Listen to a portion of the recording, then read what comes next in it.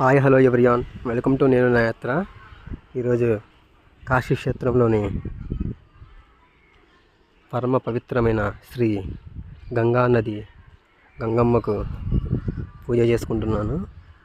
గంగమ్మకు పూజ చేసి అనంతరం గంగమ్మకు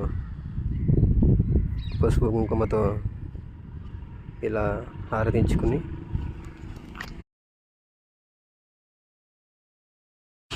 ఆ గంగాదేవికి తీర్థప్రసాదములతో ఇలా పసుపు కుంకుమతో పూలమాలికలతో ఆ గంగా నదిలో గంగమ్మను సమర్పించుకోవడం జరిగింది.